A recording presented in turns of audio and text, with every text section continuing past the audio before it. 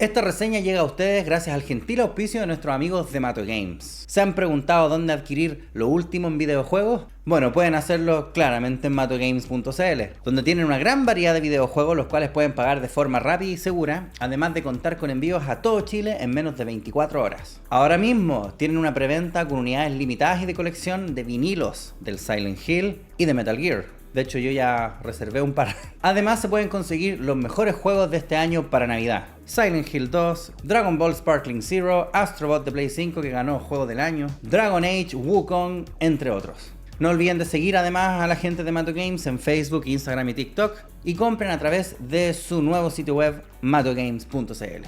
Habiendo dicho eso, vuelvo a agradecer a la gente de Mato Games por su patrocinio y nos vamos con la reseña del Silent Hill 2, finalmente, después de tanto tiempo, perdón. Muchas veces se habla de una obra que está adelantada a su época, sin que este realmente sea el caso. Comúnmente se usa este calificativo para justificar la mala recepción de alguna película, serie, libro o videojuego. Ustedes no lo entendieron, ustedes no están listos. Esto no significa que no hayan casos registrados comprobables de productos que efectivamente estaban adelantados a su época. En el año 2000 se lanzó Alien Resurrection para PlayStation, que fue duramente criticado no por sus gráficas, atmósfera o duración, sino lo mal que se controlaba el juego. Y cito: la configuración del control es el elemento más terrorífico del juego. El análogo izquierdo te dirige hacia adelante, atrás y de lado a lado, mientras que el análogo derecho te gira y te permite mirar hacia arriba o abajo. Muy a menudo vas a enfrentarte a un enemigo solo para darte cuenta que tu arma está apuntando al suelo o al techo, mientras el alien felizmente te desgarra el torso. Súmale a eso otras cosas dudosas. El botón triángulo controla los ítems y la salud, y se preguntarán cómo es que Sony permitió que esto ocurriera sin solicitar algunas opciones diferentes de configuración. Cierro la cita. Comprenderán lo curioso que es que esta configuración haya sido considerada mala en el año 2000, siendo que es la configuración por defecto que se mantiene hasta el día de hoy, principalmente en shooters y algunos juegos de tercera persona. Alien Resurrection para PlayStation claramente estaba adelantado a su época. Otro caso de algo que fue adelantado a su época fue Silent Hill 2, lanzado el año 2001 para PlayStation 2. El juego no continuaría la historia que vimos en el primero, sino que tomaría una historia totalmente ajena, con un personaje totalmente nuevo y un pueblo que, a pesar de tener el mismo nombre, es completamente distinto, tanto por el mapa como por el significado del pueblo en sí. Las reseñas de la época no fueron realmente positivas. GameSpot, la misma página que decía que Alien Resurrection se controlaba mal, dio un miserable 6.2, diciendo cosas como que la historia no tenía sentido, que el diálogo era malo, los puzzles eran poco intuitivos y, más insultante aún, que no daba miedo. ¿Te estás haciendo el gracioso, Gil Culeco? Una de las partes que más resalta de esta reseña es esta frase, y cito de nuevo: es ridículo que alguien haya construido un frigorífico a tantos metros de profundidad. Cierro comillas. No lo entendió todo. Sin embargo, hay que ser justo. IGN, GameSpot, Kotaku, esos sitios especializados de videojuegos son basura, lo han sido desde el día 1. Desde las reseñas plagiadas a creadores más pequeños hasta ex trabajadores revelando los incentivos monetarios detrás de cada buena reseña. Hay una vasta cantidad de razones por la cual nadie que tenga respeto por el medio consume este tipo de páginas. Lamentablemente, en aquellos años donde toda la info que uno podía conseguir de videojuegos provenía de estos sitios y revistas especializadas, el veredicto era ese: Silent Hill 2 no tan bueno como Resident Evil, por Dios, siendo que son muy diferentes. Pero más allá de lo malo que son esos sitios, hay que tener en consideración que la industria en esos años estaba cambiando y las historias complejas, o para adultos si se quiere, recién se estaban abriendo espacio. La historia del primer Silent Hill tampoco era inmediatamente aparente para el jugador, sobre todo para un público que recién se estaba adaptando a mundos completamente poligonales. Damn. My head. What's wrong? Harry? Pasar del Super Nintendo, que tenía historias potentes en juegos RPGs como el Terranigma o el Chrono Trigger, a una temática adulta y una narrativa no lineal y sutil como era Silent Hill, no iba a ser fácil ni rápido, y las maneras de contar las historias también tendrían que pasar por su propia lenta evolución. Entonces, si un sitio especializado en videojuegos era incapaz de entender Silent Hill 2, ¿qué podría esperarse de un cabro de 13 años? ¡Las pajas! ¡Eso es! Fue por eso que Silent Hill 2 en aquellos años fue considerado un fracaso. No un fracaso, palabra súper fuerte, sino que pasó casi sin pena ni gloria vendiendo solo 1 millón de copias. Claro, 1 millón de copias ya te hace merecedor de una reedición de Greatest Hits, pero claramente Konami esperaba más. ¿Es esa la razón por lo que es tan absurdamente caro el juego hoy en día? Bueno, menos mal tengo el mío guardado hace años. Otra cosa que podría haber afectado su recepción era el simple hecho de que los videojuegos son muy caros. Una consola nueva es más cara aún. Era común esperar que saliera el PlayStation 2 para que el PlayStation 1 bajara de precio y así finalmente poder optar a un Super Nintendo. Tampoco hay que olvidar que la gente da por sentada esta hiperconectividad que tenemos, donde todos nos enteramos de lo mismo y casi al mismo tiempo, siendo que años atrás esto simplemente no era la norma. Era muy difícil estar al tanto de los lanzamientos de juegos nuevos. Creo haber visto en la televisión abierta un comercial del Yoshi's Island, el de Mario 64 por las tapitas de yogur y uno de Ocarina of Time así en mi vida. Si les interesa una anécdota personal, un día me veía paseando por el supermercado Monte Carlo de Quilicura, donde había un puesto de videojuegos, y me detuve a ver al dueño que estaba ahí jugando. Y recuerdo exactamente que el tipo estaba jugando esta parte del hotel con el reloj. Y mi yo de 13, 14 años le pregunta, ¿qué juego es ese? Silent Hill 2, me responde. Hace unos meses nomás había visto el primero en la casa de un amigo con esas maravillosas gráficas para la época, y ahora está esto. Bueno, obviamente está de más contarles que en aquella época no me daba para un PlayStation 2 ni por si acaso, pero eventualmente con el paso de los años pude tener una, y mi experiencia con Silent Hill 2 fue impresionante. Me gustaría mentirles y decirles que yo megamente entendí de inmediato la simbología, la historia, las frustraciones sexuales, etc. Pero la verdad es que, tal como para los reseñadores de la época, fue un juego que se me hizo algo extraño. No entendía muy bien el terror psicológico y frustraciones sexuales. Bueno, ¿qué sabía yo de eso? En aquellos años, solo el hecho de tener una iluminación limitada, monstruos invisibles como el de la cárcel, bastaba. Era un juego de terror, daba miedo, no se necesitaba más que eso. Pero a medida en que los videojuegos evolucionaban, nuestra comprensión de ellos también lo hacía, y Silent Hill 2, con el paso de los años, se transformaría en esta obra maestra del terror psicológico, fuente inagotable de inspiración para muchos, y gracias al esfuerzo de la comunidad de modeadores, aún es jugable hasta el día de hoy. Años atrás ya hice un video con pésimo audio y peor locución que en algún momento pretendo actualizar sobre la importancia de Silent Hill 2, su simbología y su manera sutil de contar la historia, por lo que no debería profundizar en ello ahora mismo. Pero para que todos estemos en la misma línea, muy rápidamente James Sunderland recibe una carta de su esposa diciéndole que lo está esperando en el pueblo de Silent Hill, un lugar que alguna vez fue importante para ambos. Lo tenebroso es que es imposible que ella haya enviado una carta, dado que falleció producto de una enfermedad hace 3 años. Spoilers, para un juego que tiene casi 25 años, bueno, de verdad jueguenlo.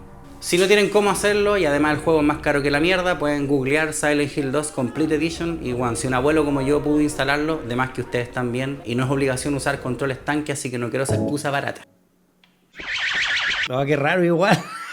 Ya. Silent Hill 2 explora el trauma y las frustraciones de manera muy sutiles, que se hacen aparentes solo a medida en que vas analizando bien a los personajes, dado que ni siquiera el manual se da el trabajo de contextualizarte. Dado que su esposa murió a causa de una horrible enfermedad, solo podemos suponer que James estuvo mucho tiempo en hospitales. La vida sexual también de una persona con una enfermedad terminal no debe ser demasiado activa, entonces esta tensión sexual probablemente era liberada por James fantaseando con las enfermeras.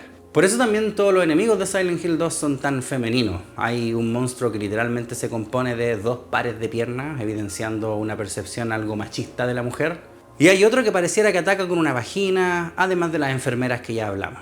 También hay que entender que, al menos en esta versión, Silent Hill no es un pueblo bajo la influencia de una secta satánica, sino más bien una especie de purgatorio, donde las personas de una u otra manera son atraídas para enfrentar sus demonios y traumas personales.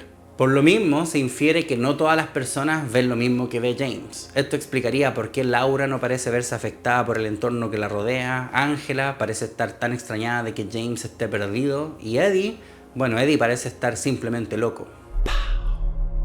También está María, una versión algo sexualizada de Mary que representa la lujuria que la esposa de James dejó de darle. Lo interesante de Silent Hill 2 es cómo cada uno de estos personajes tienen historias aún más impactantes que contar, aunque no sean inmediatamente aparentes. Solo mediante notas y recortes de diario, por ejemplo, entendemos que Angela fue víctima de abuso sexual por parte de su padre, siendo finalmente asesinado por ella misma. Esto también se infiere por el diseño del personaje de Abstract Daddy o Papá Abstracto, que parece ser una cama con un par de personas encima, y la misma habitación en la que ocurre este enfrentamiento hace guiños al acto de la penetración sexual. En el caso de Eddie vemos distintos cuerpos horribles colgando en un frigorífico y una cantidad importante de cadáveres cerca del personaje, aludiendo que el bullying reiterado lo llevó a matar personas más de una vez. Algo que es muy interesante también que se encuentra a lo largo del juego es que todos los cadáveres que uno se encuentra como jugador son similares al propio James Sunderland, a pesar de que nunca se les ve el rostro, si tienen esa misma chaqueta verde, por ejemplo. Ahora, esto perfectamente podría ser una reutilización de modelos o polígonos, dado lo extenuante que fue el desarrollo de Silent Hill 2 y las limitaciones técnicas propias de la época. Pero en resumidas cuentas, Silent Hill 2 es una obra maestra del terror psicológico que postula que los horrores más fuertes están dentro de ti y enfrentarse a ellos es algo que no muchos estamos dispuestos a hacer. Es un enfoque al terror muy diferente a lo que presentaba la competencia directa Resident Evil, que evocaba un horror más corporal, más sangriento, más gringo incluso. Es uno de los juegos más queridos y aclamados por los fans y por lo mismo se consideraba insuperable, al menos hasta ahora. El año 2022 y casi de la nada, Konami hizo el anuncio de una transmisión especial de más de 30 minutos con solo noticias de Silent Hill. Una sorpresa para muchos dado que la franquicia estaba abandonada desde su última entrega, que fue Silent Hill Downpour el año 2012. En esta transmisión, para deleite de muchos, se anunciaron muchas cosas interesantes para la franquicia. Una secuela de la película del 2006, que parece ser una adaptación directa del segundo juego. Silent Hill Townfall, una historia de la que no hemos tenido más actualizaciones. Silent Hill F, juego que promete bastante si es que de verdad sigue en desarrollo. Silent Hill Ascension, una especie de juego, serie que hay que analizar por sí sola de lo pésima que fue, una cantidad abrumadora de merchandising que me encantaría comprar y por supuesto, la guindita de la torta, el remake de Silent Hill 2. Si bien la idea de tener un nuevo Silent Hill emocionaba a muchos, habían otros que estaban bastante escépticos y con algo de razón. Lo primero que estaba en todas nuestras mentes era por qué partir con Silent Hill 2 en lugar del 1. Sí, se sabe que es el favorito de los fans y la entrega más recordada para muchos, pero por lo mismo es más arriesgado. ¿No sería más inteligente hacer un remake del primero para luego tomar esa experiencia y retroalimentación del público para plasmarlo en un eventual Silent Hill 2 para tratarlo con el respeto que se merece? ¿Es el plan de Konami hacer un remake de toda la franquicia o solo vieron el avasallante éxito del remake de Resident Evil 2, también el favorito de los fans, y decidieron salir para hacer lo mismo y después chao? Porque la existencia del remake del Resident Evil 2 se debe a lo exitoso que fue la versión HD del remake de GameCube del 1. Acá Konami se estaba saltando un paso importante.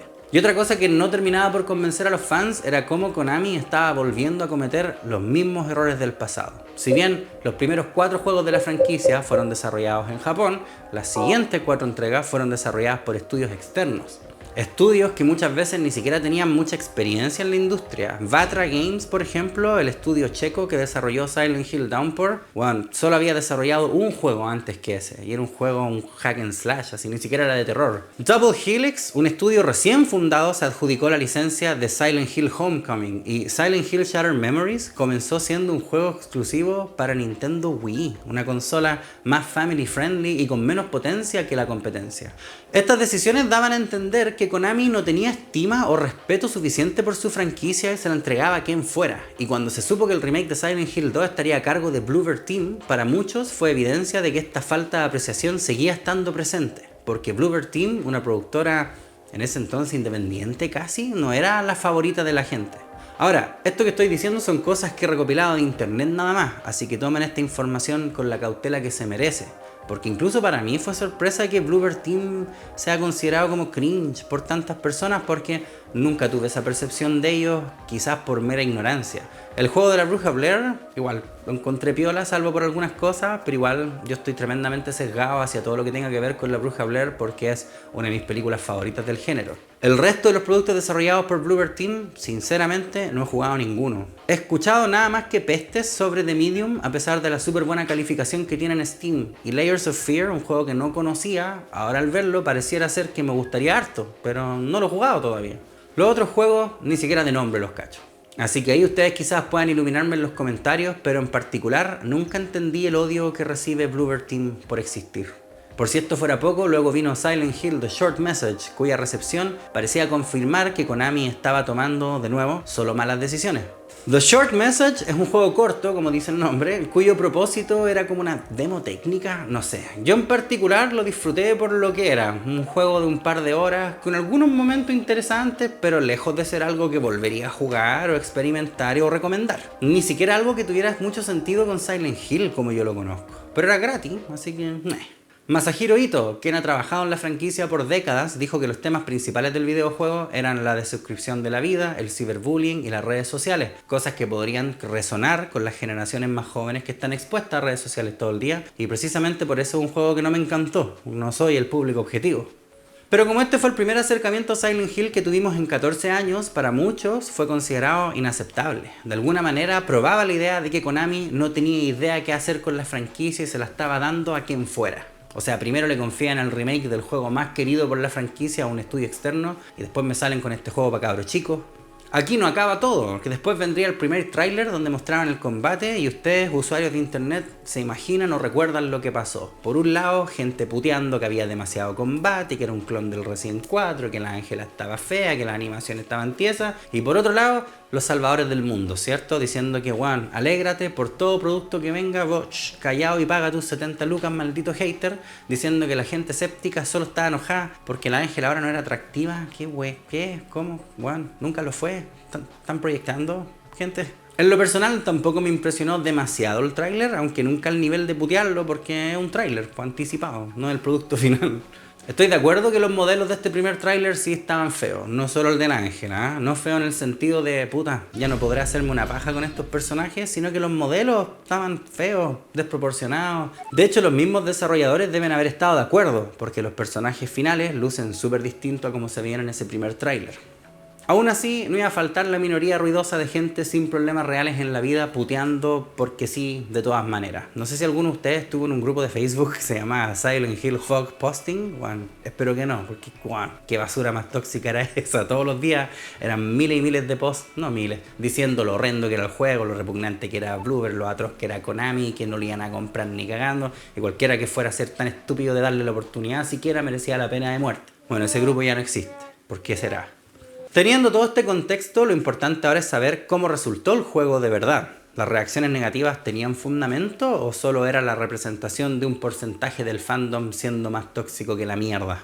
Bueno, un par de meses después de su lanzamiento, perdón por el atraso, puedo decirles que Bloober Team le hizo justicia al juego más querido por los fans, elevándolo de buena manera, haciendo cambios respetuosos y expandiendo el universo de una manera que se siente orgánica y merecida.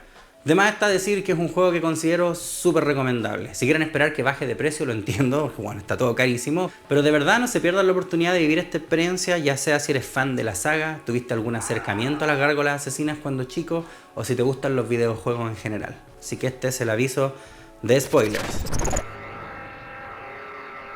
Bueno, contra todo pronóstico, Silent Hill 2 resultó ser una joya. Las gráficas son bastante pulidas, la música a cargo del grandísimo Akira Yamaoka no decepciona, la atmósfera atrapante se mantiene y esta vez el combate no parece ser una molestia por sus mecánicas, a pesar de que no es perfecto.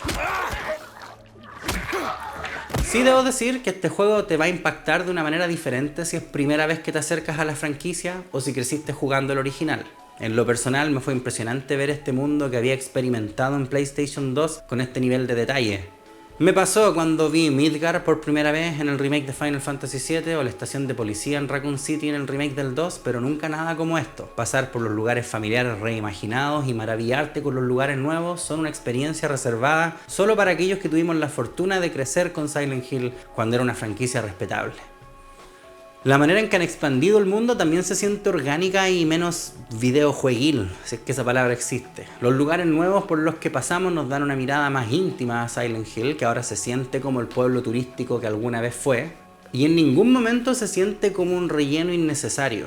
Los lugares que ya conocíamos han cambiado lo suficiente como para sentirse nuevos pero no extraños. Ciertas cosas cambiaron de lugar y otras son totalmente nuevas, siempre sintiéndose orgánico.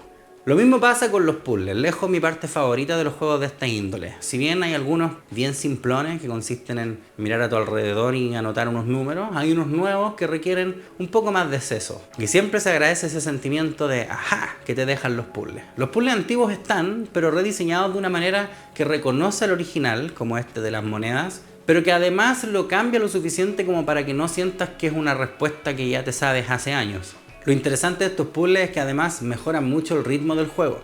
Tanto en el original como en juegos de su época, los puzzles solían ser este impedimento o barrera que simplemente frenaba tu progreso de manera abrupta. Tienes este espacio para avanzar, no podías avanzar acá si es que no tienes esta llave, o no puedes avanzar hasta que tengas este puzzle, y después de eso otro puzzle, otra llave más. El remake de Silent Hill 2 se siente algo más permisivo en este aspecto. Claro, en algún momento vaya a tener que llegar a un punto en que no vas a poder avanzar hasta resolver un puzzle, pero gran parte del tiempo el nivel está gobernado por un puzzle principal que nos muestran al principio del nivel, que solo podrá resolverse para el final. Nunca hay un momento de explorar un poco un puzzle, explorar otro poco otro puzzle, sino que puedes ir resolviendo varios a la vez. Hay uno especialmente interesante en la prisión, donde tienes que encontrar distintos pesos y la combinación de estos te abre distintas puertas en distintos órdenes. Y esto significa que siempre hay más de un camino que tomar y explorar en lugar de constantemente estarte atascando en pequeños espacios de nivel. Te pide que tengas en mente diferentes cosas al mismo tiempo y se agradece que eso no exija tener eso en la mente. Otra cosa importante en los juegos de terror son los enemigos, que esta vez son más agresivos, mucho más agresivos. De hecho, la dificultad avanzada me estaba pateando el trasero más de lo que habría gustado y por el bien del stream tuve que rebajarla. Ya, sí sé, bueno, moléstenme nomás. Díganme gay, me pasan un par de tulas, las chupo igual de pasadita. Pero sigo sin estar seguro de si me agrada el combate. Claramente es una mejora en comparación al juego anterior, donde a no ser que se te amotinaran todos, podíais fácilmente ignorarlos. Pero hay algo en este combate que me parece un poco fuera de lugar. Onda Silent Hill Homecoming se manejaba de esta forma, pero tenía sentido porque el personaje de Alex era un militar entrenado. A diferencia de James, que es un tipo promedio. Considero que las pocas instancias de sigilo que nos entrega el juego son más atrapantes que los momentos en los que estamos reventando fierros en cuerpos húmedos y tibiecitos, pero los enemigos están lo suficientemente bien programados para que las batallas individuales no duren más de lo que deberían. Me agradó mucho ver a estos personajes que en la versión original solo estaban ahí para asustarte, tuvieran un protagonismo. Me encantó que estos enemigos que eran un par de piernas de maniquí se readaptaran en otro nivel para ser estos seres arácnidos y escurridizos. Me encantó cómo ciertos jefes fueron totalmente cambiados para ejemplificar de mejor manera de qué se trataban. Ya no tienes que irte a un extremo del nivel, poner 2 disparos y volver a ir al otro extremo, sino que hay ciertas estrategias que puedes llevar a cabo. Este amigo del hospital puede ser molido a golpes o puede ser baleado, pero si le disparas justo en la manito, lo sueltas del techo que te da la oportunidad de acercarte a dañarle sin tanto riesgo. El jefe del Abstract Daddy tiene un cambio tan radical y hermoso que incluso redefine su rol como monstruo y su nuevo diseño deja totalmente en claro lo que en el juego original solo se intuía. Si hay algo que nunca me sentó bien respecto al combate, es que es demasiado, al punto en que se vuelve repetitivo y molesto. A ver, un juego de terror debería hacerte sentir tenso, y parte de esa tensión puede venir de lo poco preparado que estás para enfrentarte a los enemigos. Pero si es la 12ª vez que me enfrento a este enemigo en media hora, voy a aprender a enfrentarlo, va a dejar de parecerme tenebroso y en lugar de causar tensión, me causará molestia. Ok, acá viene de nuevo este enemigo, es el 9º que me aparece en estos últimos 10 minutos. Ok, lo esquivo porque me va a vomitar. 1 palo, 2, 3, listo. Aquí vienen 2 más, vamos con lo mismo de nuevo. Hubo momentos en que quería apreciar el entorno que tan bellamente recrearon los desarrolladores o explorar más a fondo lugares que en el original no existían, pero cada vez que intentaba hacerlo aparecía un enemigo a molestarme mientras yo estaba ahí apreciando el paisaje. El hecho de que estos malditos se escondieran a tal punto que no hacían sonar la radio 1 o 2 veces ya era entretenido, inesperado. Pero en este juego se transformaba en una molestia. Ok, voy a atravesar esta puerta, apuesto que hay un maniquí maricón ahí agachado en la esquina. Ah, efectivamente, ya dale, voy a matarlo. No porque el combate sea entretenido y envolvente, sino porque de no hacerlo me va a perseguir todo el rato y no me va a dejar explorar tranquilo. Conste que no es que me moleste el combate en un videojuego de terror, ni mucho menos. Prefiero eso a un Outlast 1000 veces.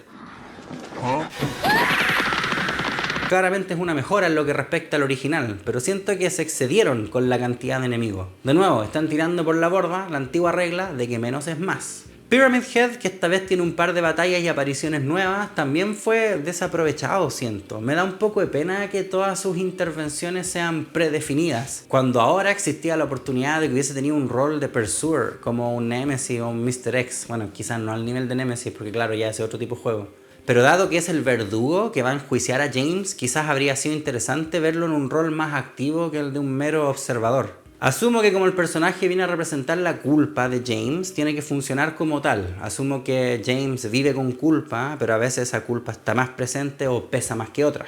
Quizás no soy el único que esperaba algo así. Bloober Team reveló que el equipo de Konami había sugerido hacer muchos cambios a los que los desarrolladores se opusieron, dado que iba en contra del espíritu del juego y lo que le gustaba a los fans. Y qué bueno que haya sido ese el caso.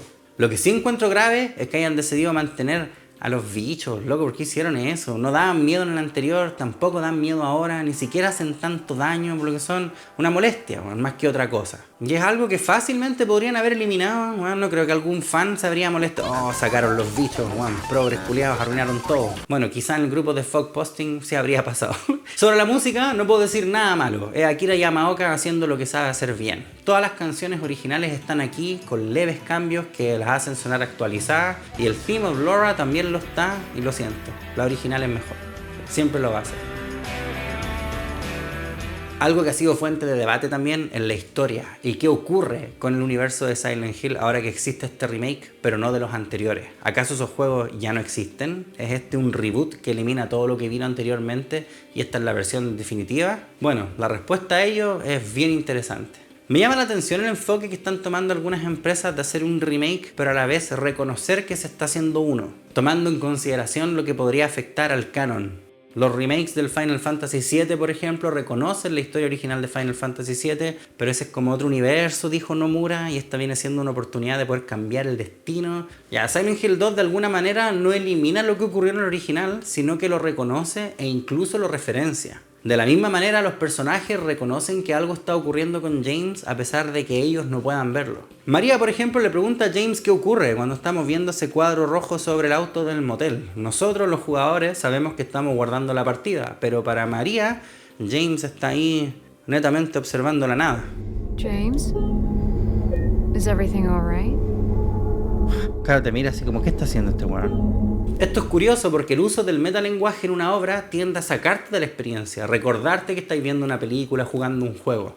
En este caso ocurre lo contrario, se siente incluso más inmersivo porque tienes una complicidad con el personaje de James que solo tú y él conocen. Lo que también es interesante es cómo las referencias o easter eggs no son solo eso, sino parte de una narrativa mucho más elaborada.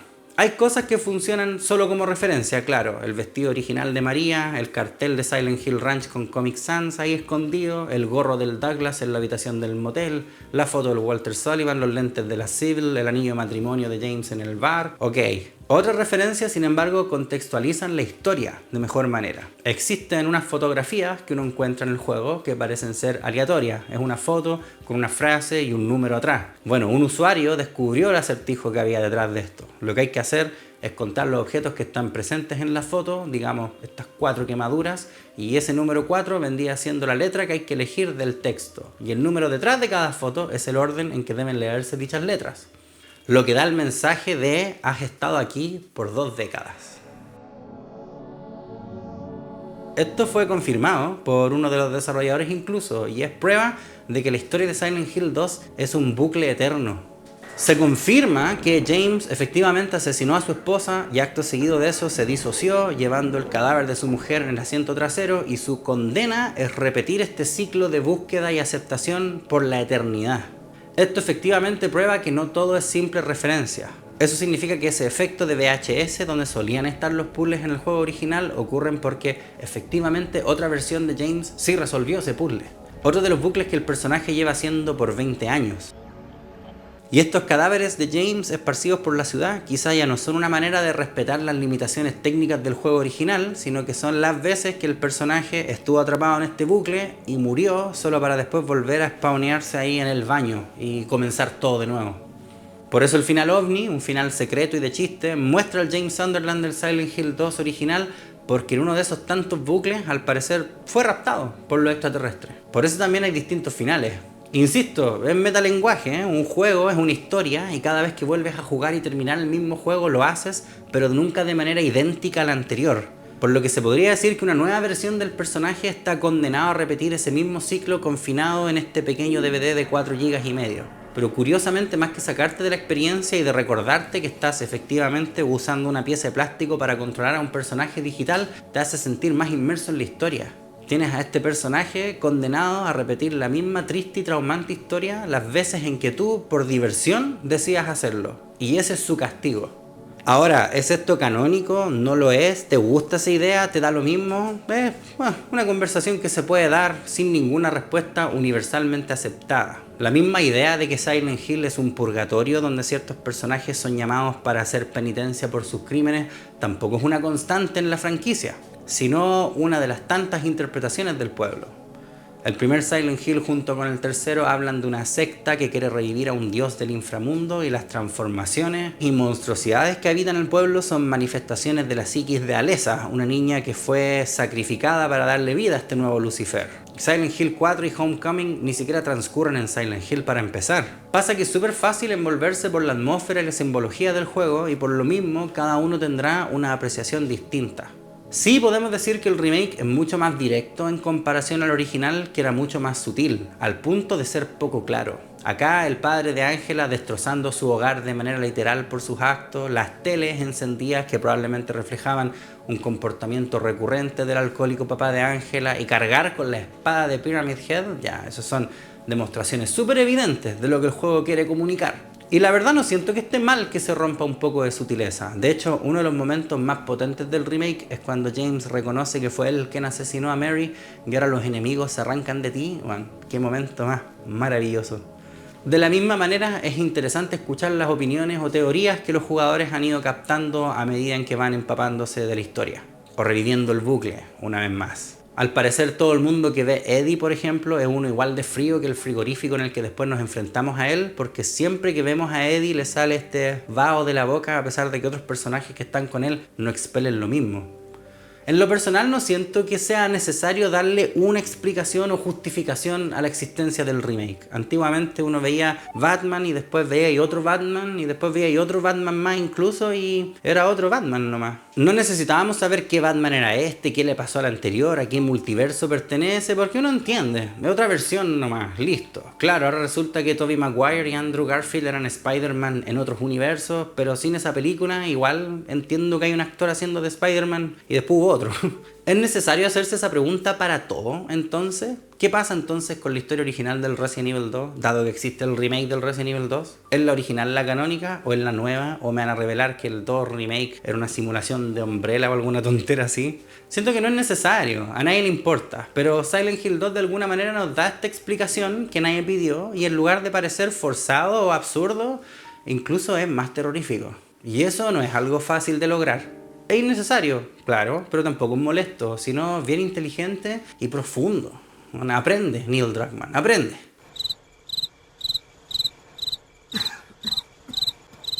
Antes de terminar, me gustaría referirme a los finales nuevos que crearon específicamente para esta versión, y es que encuentro que son de muy buen gusto. El final Bliss, como su nombre indica, provoca alegría después de haber jugado una historia tan depresiva que siento que le hacía falta. Y este del auto, la verdad no entiendo mucho el punto de él. Es más que nada para confirmar que efectivamente Mary va en el asiento de atrás del auto. Es una bella referencia. El final del perro sigue siendo el mejor, aunque esta vez debía haber sido un Akita Inu en vez de un Shiba Inu, ¿o no? ¿O ambos? En síntesis, creo que Silent Hill 2 es uno de los mejores remakes hechos en la historia de la industria.